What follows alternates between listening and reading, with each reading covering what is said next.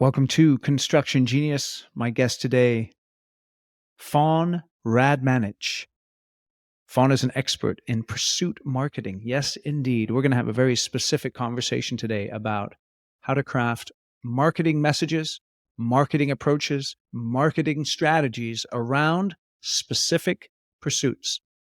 So if you're a company that goes after large projects, and you know that you have to build long-term relationships with people in order to land those projects, this episode is for you. Now, if you're a company that goes after smaller projects, there's tons of great advice here about sales and marketing that you don't want to miss out on. Fawn is an expert in strategic pursuit leadership. She works for Stantec's Water Strategic Pursuits team. Prior to joining her current team, Fawn spent 10 years running the California marketing team for PCL Construction, which is a large North American general contracting company. She has 25 years of experience. Her expertise includes working with teams to win multi-million and billion-dollar design and construction projects. So she knows what's up. And that's what's going on here on Construction Genius here today. We're talking to an expert, and you're going to enjoy this conversation. So let's dive right in. This is Eric Anderton, and you're listening to Construction Genius, a leadership masterclass. Thomas Edison said that genius is 1% inspiration and 99% perspiration. If you're a construction leader, you know all about the perspiration, and this show is all about the 1% inspiration that you can add to your hard work to help you to improve your leadership.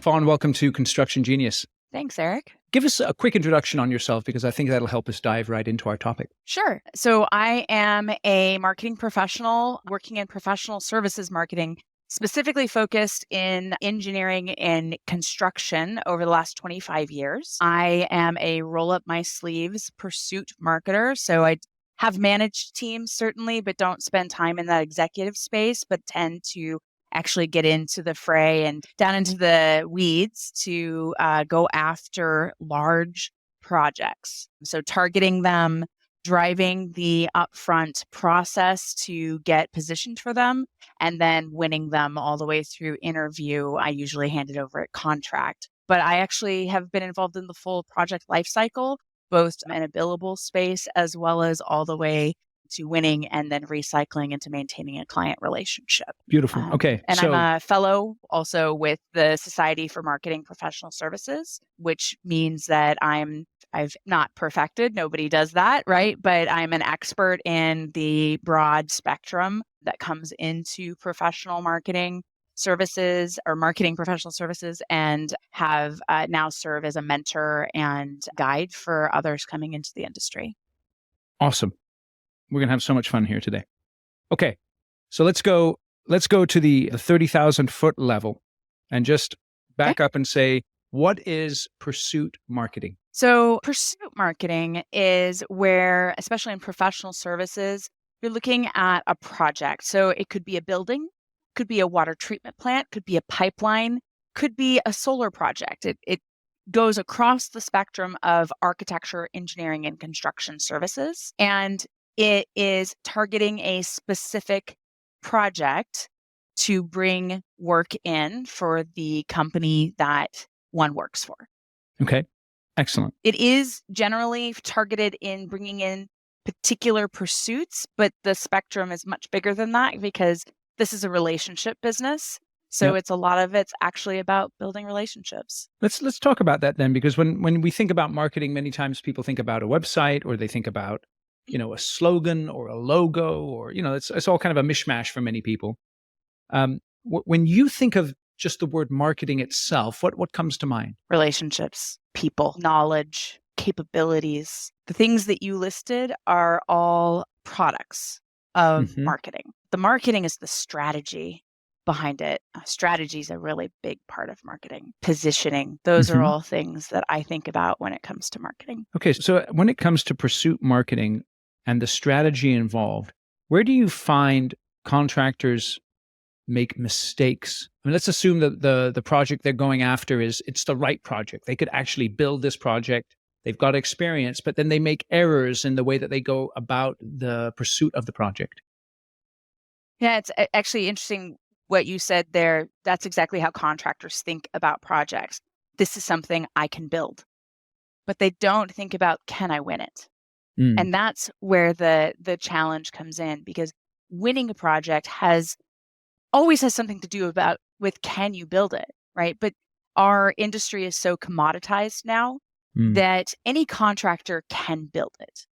So are you the one that can win it is where they get into problems with it. And usually if they've just heard about this job and there's let's say a request for qualifications or proposal already on the street, or a request for bid, they've lost the job if that's mm-hmm, when they've learned about it. And that's mm-hmm. where the biggest mistake comes in, is seeing something advertised and thinking, oh, we can go after that and win it. It's not that it doesn't happen, because it certainly does, but most good projects are a year and a half to 2 years out from the time it's advertised, Yeah. because it is about building relationships. It is about learning about that job and the people that are ultimately going to select you for that job. Most clients have selected somebody before they ever put an RFP out. Now, Mm-hmm. they may not have selected exactly the firm. It might be a handful of them with possibility between them, but it isn't because they went to and this is going to date me, the yellow pages, and All picked right. out a contractor and said, this one's going to be the one to build my job. It's because they've had contractors who have taken the time to come in and talk to them about the work that they need done, about their concerns about that work, and what really is driving that project. It's not dollars and it's not schedule. In fact, most contractors will come in and go, we can build it on time and on budget. That's table stakes. That's Yeah, an yeah. expectation of the job. Yep. But that's what most of them sell. Okay, so let's go into that a little bit more then. When you're Mhm. thinking about putting together a strategy to position yourself to go after a pursuit, you said it well that, it's something that has to start way before the job hits the street. How do you look at organizing the different types of roles within a company that you need to identify so that you know who you need to position yourself with and the messages you need to communicate to them? So if we're looking at a new client, let's say it's a new client that we haven't done work with before. Hmm. So you're coming in without any knowledge. First of all, you're going to do a bit of research, right? You're going Sure. to try to learn about the client, and you need to learn their organization. The next thing that you're going to do is you're going to understand, who are your decision makers? Who Yes. actually has the buying power here?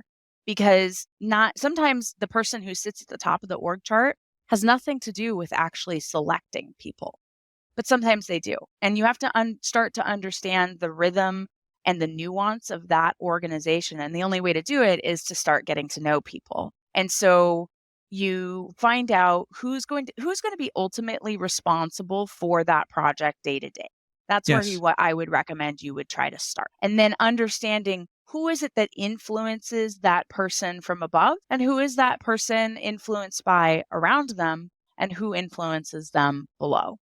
Now, commonly, and when you're pursuing a project, it's not one person who's making the selection, it's usually a panel. And so then you're trying to understand, who is that panel. Now, sometimes you're not able to know exactly who's going to be on the panel, but you have some semblance of idea of who could make that up. And that's the organization of people you're looking to get to know at a better level. From a marketing perspective, it depends on the organization you're in. From with contractors, it's usually your project executives, or you might actually have a purely business development person that's in play, that are going Hmm. to work in tandem to actually get in front of that client. As a marketer, you're helping to drive what do we not know? And so when I start a pursuit, I start asking all the questions. It's always interesting, because I will get pushback immediately of, well, we don't know the answers to any of that. We shouldn't meet until we know the answers. And I will push back and say, no, we should meet, because we need to understand, what do we not know? So yeah, that first meeting is really painful, because you go through the questions of, who's the influencers, and we're like, I don't know, who is And it? that's an internal Then meeting that who you're having then. That's right. It's an Yeah. internal meeting that's happening. And you go through, like, well, who's the competition? I don't know. Right. And so you get through all these I don't knows, and then you start to put action items behind how do I go find out? And that's why you have to start a year and a half to 2 years out, because it takes time to build the knowledge around all of those different pieces. So then you have a team that you are actioning to go out and find that information out and come back. And once that information starts to fill in, then you have the opportunity to start actually putting plans in place for how you can position or steer the ship to go a certain way. And you look to zipper with those different people that you're needing to get to know. So you look for people who in your organization, you need them to know. You look for people who can connect well with them. So sometimes you have a tough personality that you need to have a specific kind of person engage with. So you look for who you have in your organization to connect them with. And it's not always successful the first time. So you try a little bit, maybe you try 3 people, see who they connect with the best. And then that person then becomes the person that goes back to them. And they build those relationships because people give work to people they trust. They're not going to just hand money over to people they don't know. Yep. Let me just go back a little bit because you mentioned 2 distinct types of people, and I think you said it well. It doesn't mean there's just one person in the company, but you have the people who are making sort of the money decision, and then you have the people who are using your services and may even use your, the end product at the end, and so you're going to be interacting with them as well. And those are 2 distinct types of buyers within an organization. Did I hear that right? That is. I mean, yes. And there are other types as well. There may be people who are maintaining that product. Okay. And they're also potentially a part of that buying decision. What about the people who are like putting together the specs for the project?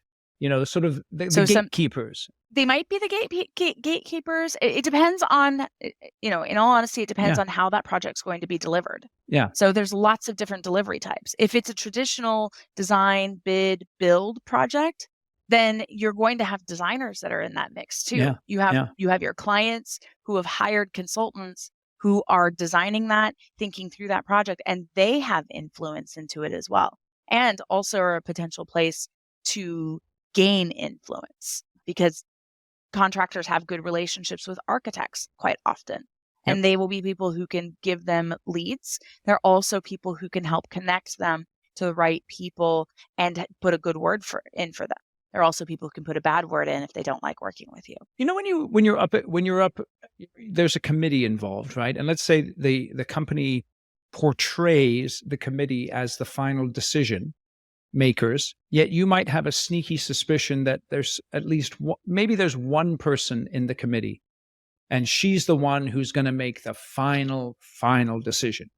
How do you figure that out? I mean, that really comes down to a couple of different things. One is I will always come back to relationships. Yeah. Because someone's going to tell you that if you have a good enough relationship with them. They're going to tell you that this woman is actually the one that will ultimately make the decision. The other way that you learn that is, and this is the way a lot of companies end up going, is trial and error.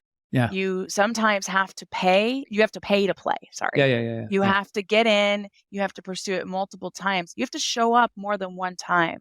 Because if you think about it, if a company only comes in and pursues the $50 million job, but they've had a series of $5 million jobs, and you've not shown up for any of the 5, but those were important, they're not necessarily going to consider you for the 50. They might, but they might not. It's interesting because, and there's nothing worse than, for many people, that's how we look at it, right? So I spent a whole bunch of blood, sweat, and tears, and I came in second. Yep. But it's interesting to have that have the perspective that what I'm actually doing here is I'm investing in relationships. And through that, the next time they have a project come up, I'm going to know more about the business. They're going to know more about me. And like you said very well, people purchase from folks that they trust. Yes. And it's interesting. I mean, in a public process, it's a lot easier to get some of that information because you have sunshine laws where you can request to get a debrief.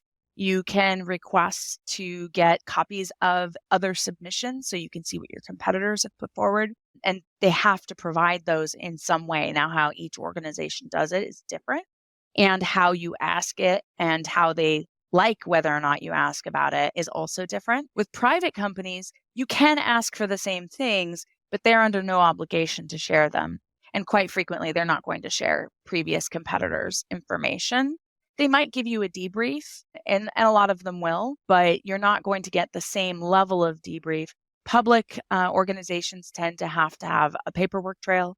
They have to have an evaluation criteria and a scoring rubric. They can share those things with you so you can see, to some extent, in numbers, how you performed. And then you have other organizations, especially private, that are going to go with a gut feeling. It is about how they felt about you in that process. Yeah. And so a lot of it comes down to chemistry.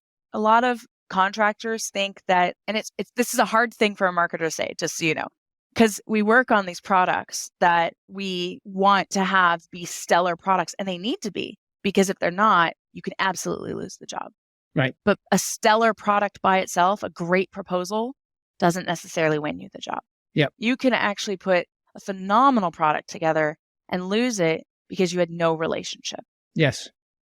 So let's delve into that a little bit more. You mentioned this idea of strategy, and I think you said, well, a couple of different things: identifying the decision makers, matching up people internally with those decision makers, developing those relationships. How do you go about the positioning of it? And when I'm thinking of positioning, I'm thinking about the specific conversations that you're having, the messages that you're looking to communicate. How do you go about crafting those messages so that as the relationships are being built, your people are saying the right things in the right way to the folks that you're selling to? So a lot of that starts with some of that original fact-finding, information gathering about that project. What's important to them?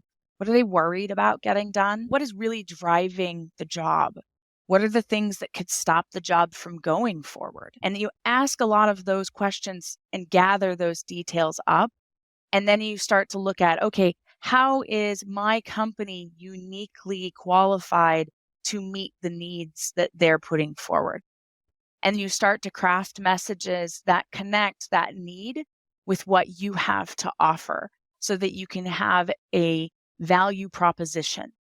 And then you craft that, and oftentimes formally craft that, along with winning themes that your team is constantly massaging, actually, because you're always getting new information, but you put your best foot forward each time and say, okay, this is what we believe the theme is right now.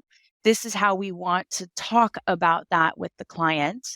And each person that then has those actions to go forward and discuss with them, know what those win themes are, know what we're trying to do. But a lot of the time, a lot of companies come in and they want to sell their book of business, right? They want to come in and they want to go, we've built this and we've done that and we did this. And I don't know how you feel when people come at you with that kind of thing, but it's not usually something that people get excited about hearing.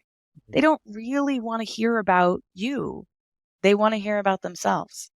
And so being able to take those themes, that strategy that you've put together, right, and focus it towards what they want is really important. And that's where it gets really critical to know the humans that you're working with. Because in some cases, you might have a human that is on the selection panel that's really interested personally in being promoted.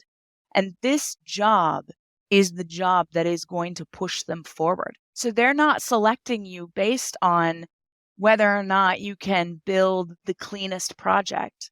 They're actually selecting you based on, can you give them a good enough reputation to be able to get the promotion that they want?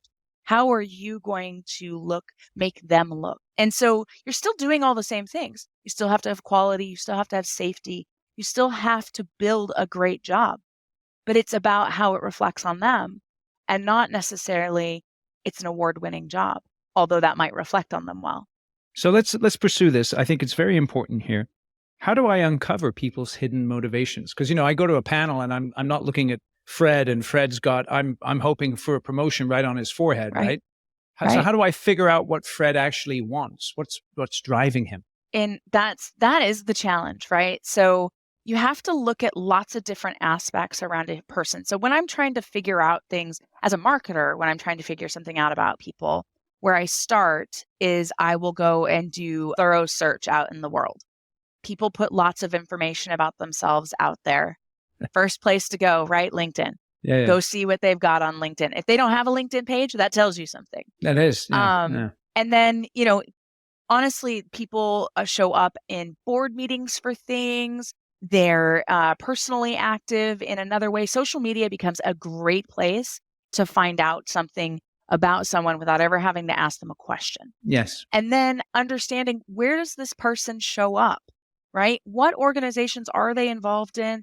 Where do they like to golf? I hate to say, where do they like to go to Starbucks? But if you can figure that out and conveniently show up there, that is a nice thing. You should probably keep it this side of stalking. That doesn't generally go well. Right. So you have to find that balance, that ethical balance in business. Yep.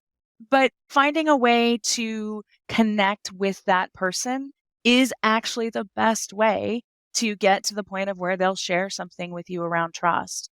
And oftentimes it's figuring out, what do they like to do that doesn't have anything to do with their business? Do they go bike riding? Do they take hikes? Are they in a chess club?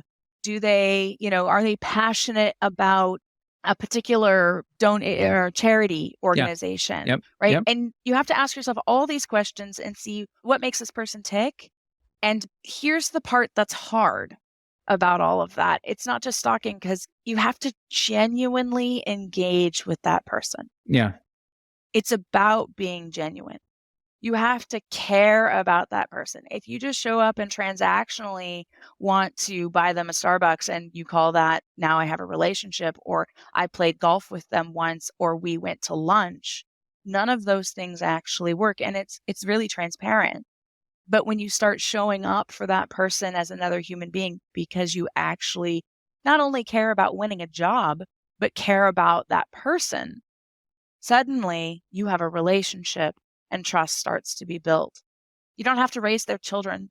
You don't have to do really in-depth things, but you have to show up at more of a level than I saw you at a meeting. So this takes a lot of effort and time. And as I know you're aware, many folks in construction have an engineering background, and they're not necessarily focused on that people side of the equation as much.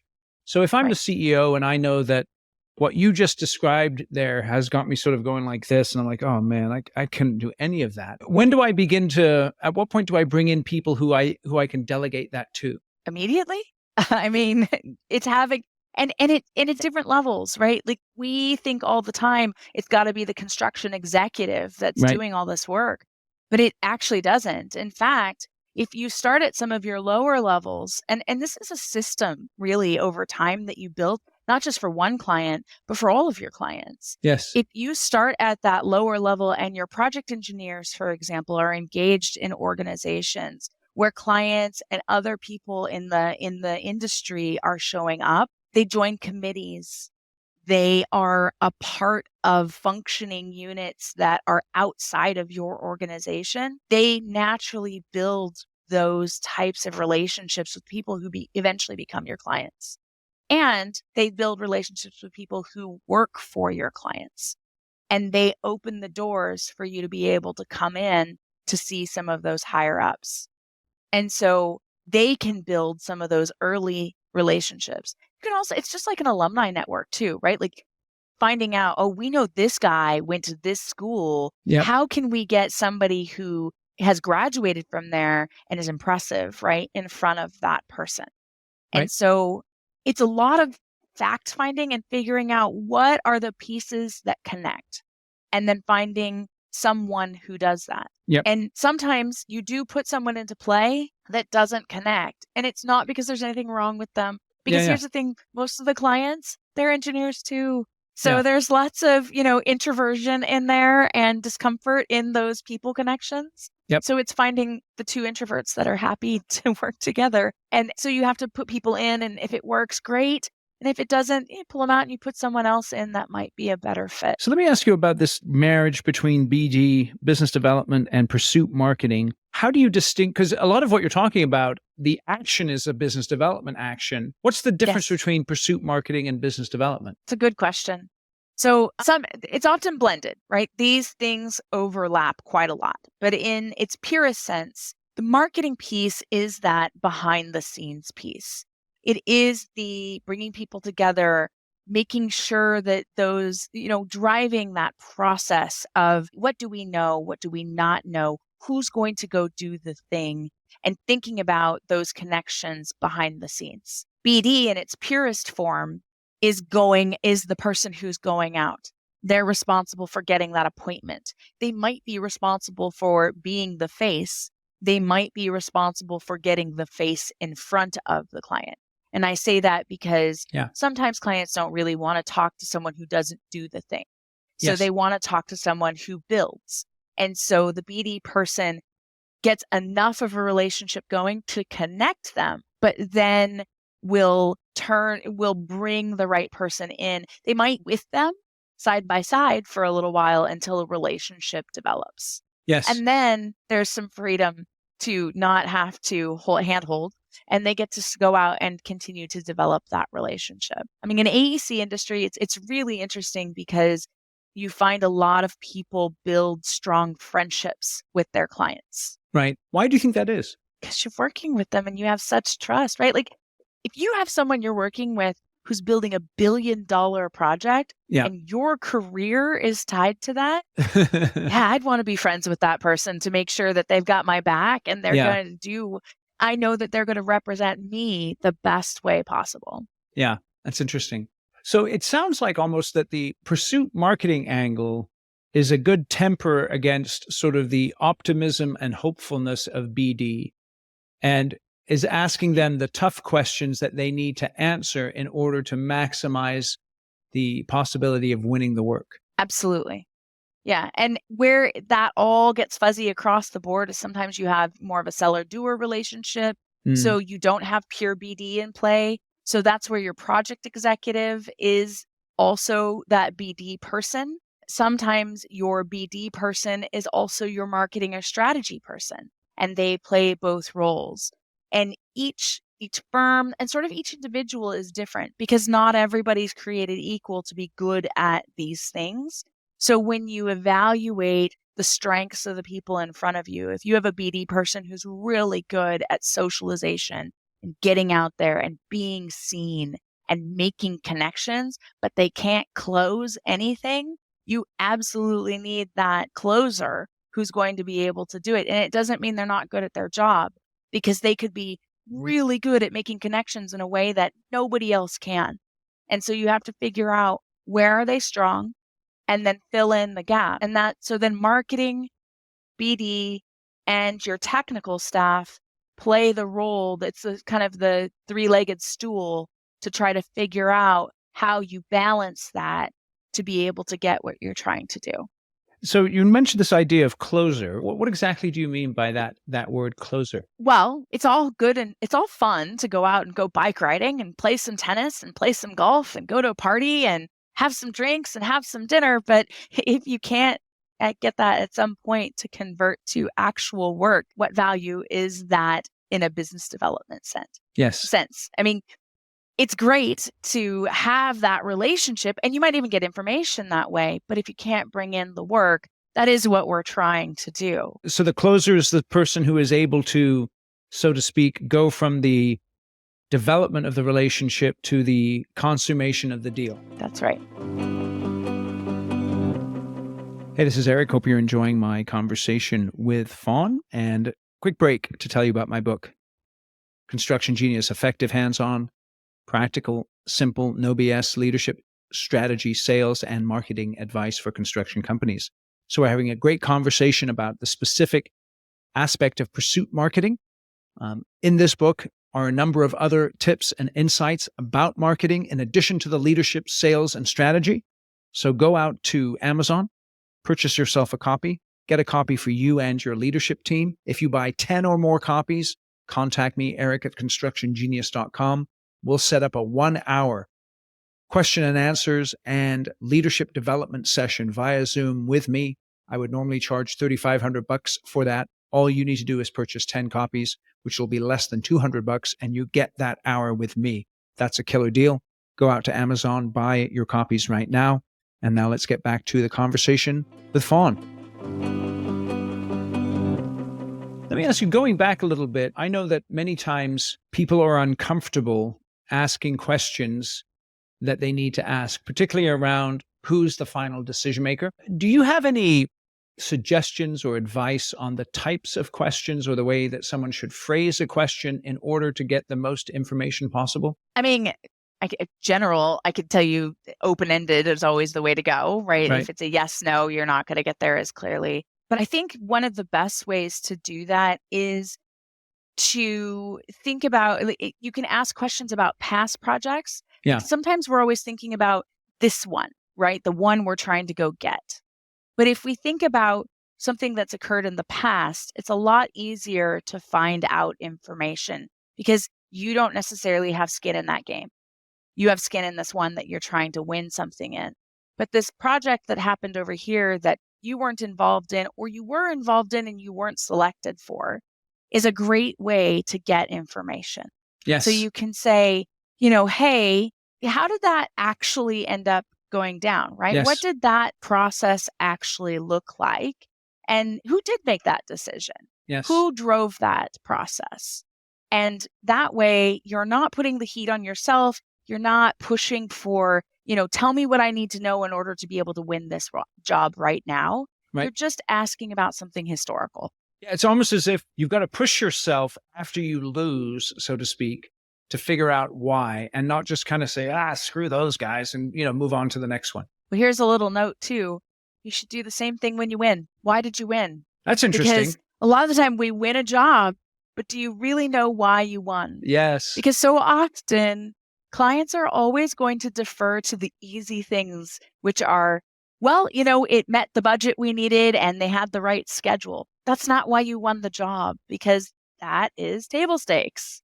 So why did you win it? What was it about that team, that person that's leading the team, their approach, whatever it is, that ultimately brought the job in and made them feel comfortable and excited to bring you to the table? At what point do you begin to have those conversations? Because I think what you said there, Fawn, is something that we often miss on. I know for me, over the years when I've interviewed clients, I get amazed. It's like, I can't believe that you just said that. That's what you get from working with me. You know what I mean? So yeah, it's so insightful, especially when it comes in their language. So when is the time to have that conversation when I've won a project? As soon as you've signed the contract.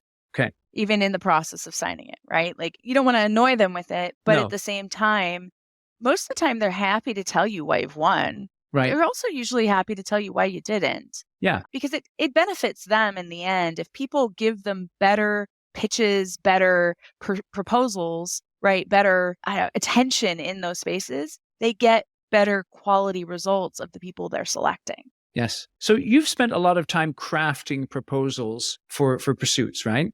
Yes, I have. So now you said something very vital earlier. You said that people want to hear about themselves. So yes. How do you apply that principle in the presentations that you put together in terms of the ordering of the presentation and the proportion of them to you in terms of what you put into the presentation? So it's always a balance, and it's hard because, again, every process is different.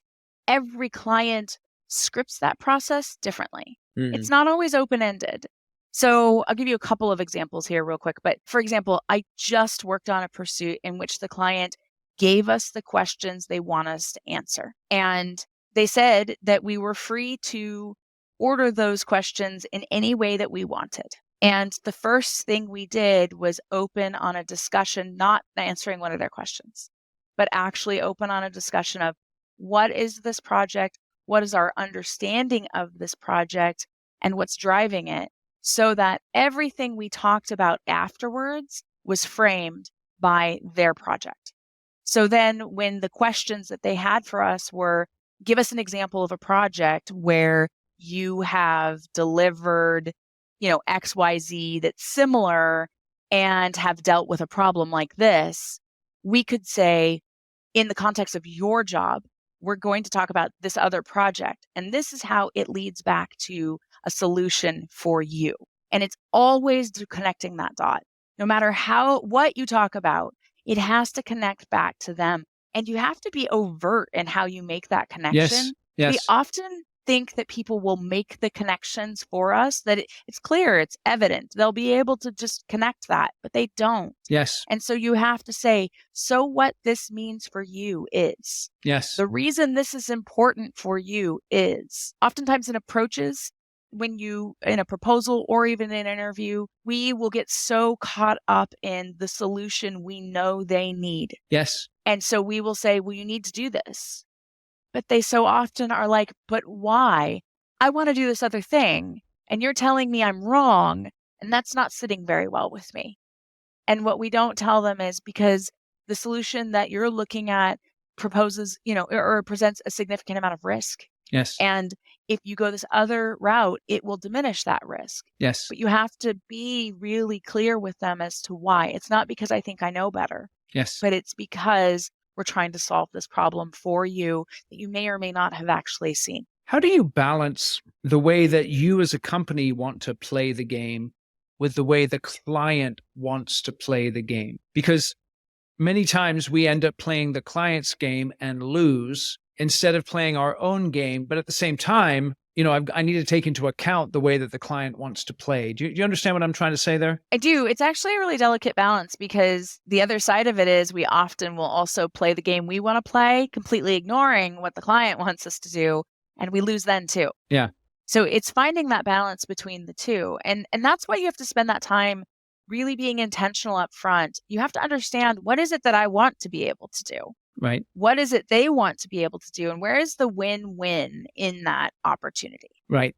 And something I think about, so when I craft strategy, I have a series of questions I take teams through. I absolutely spend time on what are the unique things we want to be able to say about ourselves. Right. What is that? And then I will take them through a series of questions around what is it that the client needs to hear from the team they select? So not us. Yes. Not what is it that we want to say. Yes. But what do they need to hear? Yes.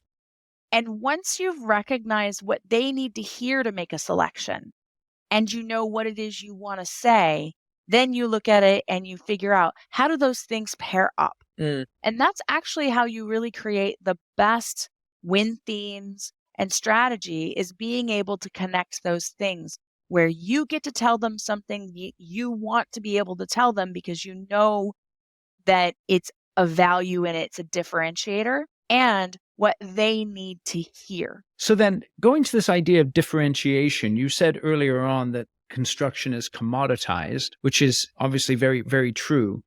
How do I then differentiate myself without forcing it, so to speak, or contriving it? Right. I'm just thinking about the best way to say that. Yeah. Differentiation really comes in the people. There you go. So it's about having the right people at the table. Yeah. And being willing to put them forward. It's interesting because sometimes you're going after a project and the team that you have to put together and the team you're putting forward isn't your A team.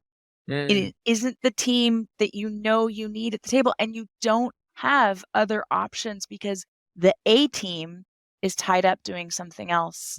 And so you put your B team forward, and then the client goes, gosh, you gave us your B team. We don't want that. We want the A team, so we're not selecting you. And so it's figuring out, how can you still have your A team show up at the table? And it's a really hard space we play in because where our minds are always thinking about, how will I do the job? And how I do the job is not always how I win the job. But how I win the job has to be enough on the mark that I'm not baiting and switching, because that also will be a problem later on. That's a tough one right there. It is. How do you navigate that? There's lots of different ways, and it depends. I'm always going to tell you it depends, right? Because everything is contextual. Of course, no, but just give us an example, or give us some thoughts around that. So an example could be, let's say you have a really great project executive. Right. But that project executive is tied up on another job and cannot be full-time on this project. but the client really likes that project executive and they really want them to be a part of things. Yeah. What does it look like to have that project executive be in 50% of the time, guiding the team in some way so that they have influence in, so that the trust that's built is there, but they're not the day-to-day person. And it's a great way to build somebody up to be that next project executive that can step into that space. And so a lot of the time you can actually be, and again, this is where that upfront time really is important, because if you're putting this in at the proposal, you're too late. You need to be having this conversation with your client before they've ever put an RFP out on the street. We know you really like Joe. We can't bring Joe to the table on this project. He's not going to be able to lead this. But Joe has been working really, really closely with Jennifer over here.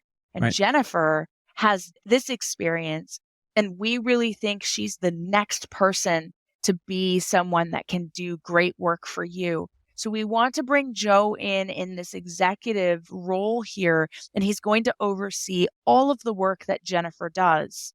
But Jennifer's going to be your day-to-day. Yeah. Yeah. So it's a dance in many ways, isn't it? It is, and it is about being upfront and using that time upfront. Yep. And when you don't build that in, when you're in a situation where you've received an RFP, that's about the most time you've spent on it, other than maybe for most of us, it's been on a leads list forever and we've talked about it coming down the pipeline, but we haven't done much with that. Then when you're responding to that RFP, you have no more advantage than anybody else who is responding to that RFP. Yep. You don't know anything more. Your approach is probably not going to be better because you don't have those nuggets of information that allow you to customize it to meet the need of the client. It's interesting. So we've been diving into pursuit marketing, and I think you've well said that it's something that you have to begin way in advance of a project hitting the street. It's all about putting together a strategy where you understand who the various types of decision makers are, and then you're matching people up to build relationships with them in order to find out information, find out motivation, so that then you can present the project to them in terms of what's in it for them and what they want to hear.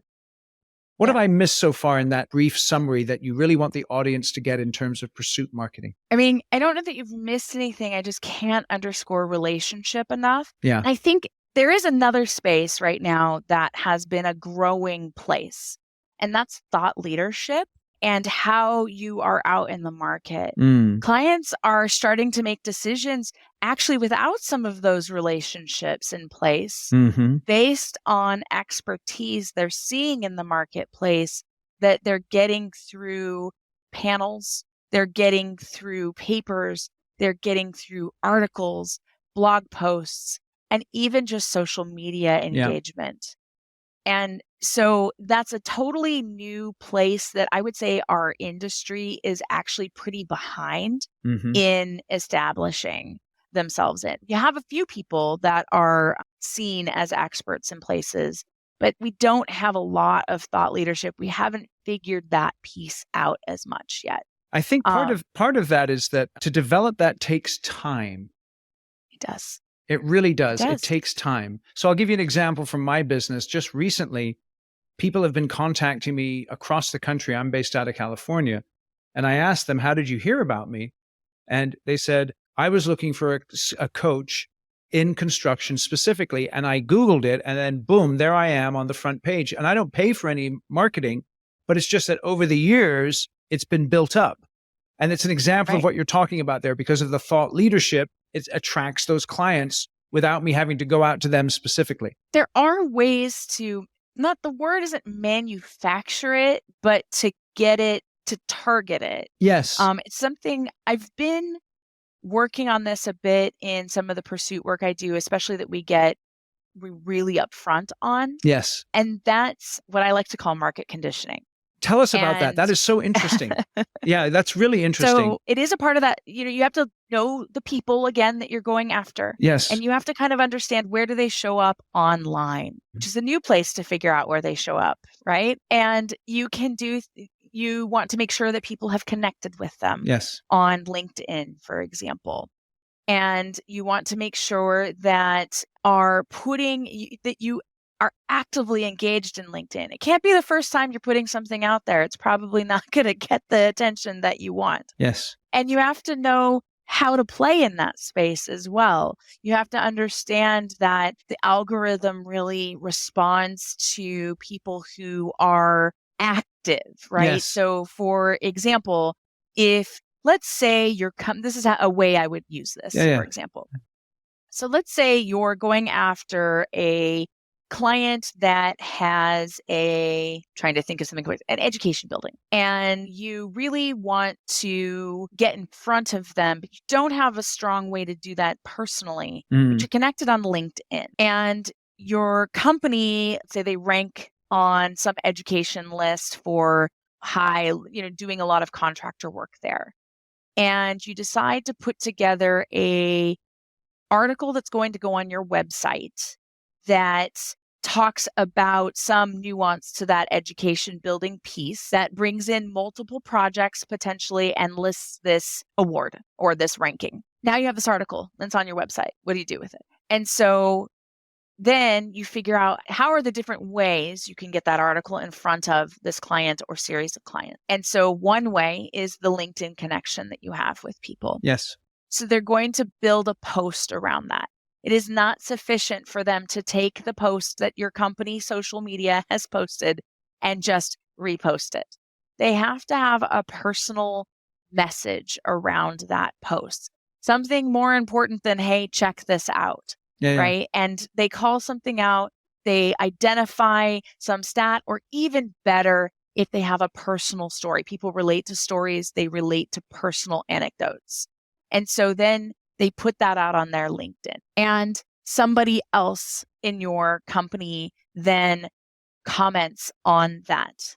And maybe maybe you know the architect who is designing that, and you give that person a call and you say, hey, I've put this LinkedIn post out. Could you comment on it, please? Yes. And you have to have a strategy of actually how people are engaging with just that one post to be able to elevate its importance. And it's a very soft way, but it is the way you do it. And then if you get that client, let's hope that client actually comments, right? Let's say they do it. Then you have to respond to those comments. Yes. Because it's not sufficient to have people comment on your posts. You have to comment back on them. Yes. Because that tells the algorithm this is important. It's worth paying attention to, and then it boosts it. Yes. It can't be one. It has to be a series that are targeting this, because they might only see one of 5 that you put up and you put this kind of effort behind. Yes. And your team has to be doing this. It can't just be one person. You all have to have an organized effort to do this. That's how you use social media to actually do this. And to your point, over time, if you're an let's say you specialize in education buildings, all of your history is going to look like that, and you may become somebody they follow. Yes. And that is only one tiny little aspect, because now you still have this thing hanging out on your website, or several things. So you might have a newsletter that you've also decided to develop, and that person is on your newsletter list. And you don't want to have too much of a newsletter there, but maybe you put out quarterly something that's focused around education. And it also happens to include this targeted space that you're talking about, the specific kind of academic building. Yes. It's interesting. That phrase market conditioning is, I know it's not one that floats around construction companies much, but it's what you described there, Fawn, is very excellent in terms of thinking through a social media strategy that can help you to win those projects in an indirect way and help to build those relationships. You also would look for conferences or professional organizations where you would have someone speak on this particular topic. One of the best ways to do that is actually going to an organization and saying, hi, I have a panel already put together for you. Yes. And these are the experts to speak on that panel. Yes. Conveniently, I'm going to moderate that panel, or this person I'm trying to have show up is going to moderate it. And also conveniently, if you can make it happen, you get that client on the panel so that they also look good, and you're building their capabilities in front of people. So do a little bit of work. That's what you're saying, huh, Fawn? Yeah, it is a bit of work. It depends on how important this project is, Totally, right? totally. And that's why I work on large pursuits, because they can have a lot more intention behind them. Smaller pursuits, it's not worth the same amount to do that. Right, right. But again, just keep this perspective in mind that, some people, what they'll do is they'll hear some of this and maybe implement a couple of strategies, and then quote unquote, it won't work because they didn't win the work. But then they'll miss the fact that if you get up to bat the second or the third time, then that's when you may hit it out of the park. And you need to be a little bit patient with the implementation of these strategies over multiple opportunities. That's right. It's excellent. So, Fawn, I really appreciate you coming on. I know we could go on for ages about marketing. Yes. Just tell us a little bit about how people could get in touch with you if they'd like to, how they can connect with you. Sure. I'm on LinkedIn. And so absolutely, I have a very unique name, Fawn Radmanich. It's probably going to come up anywhere. If you Google me, you will also find me in a fair amount of places. I am also a fellow, as I mentioned, with SMPS, the Society for Marketing Professional Services. And I'm also a trustee of their foundation, of the SMPS Foundation board, where we actually do research and look at trends around the industry. That's tremendous. Really appreciate it, Fawn. We're going to have links in the show notes to all of your connections or all of your places where people can connect with you. And I really appreciate your insights. I had a great time chatting with you today. Same, Eric. Thank you so much. That was awesome. Hope you enjoyed my conversation with Fawn about pursuit marketing and market conditioning. I tell you, feel free to share this episode with other people that you think would benefit from listening. Please give the show a rating and a review wherever you get your shows. And we're going to have Fawn back on the show, actually, in a few months' time. And we're going to discuss career development as well. That's another area she's an expert in. Thanks again for listening to Construction Genius.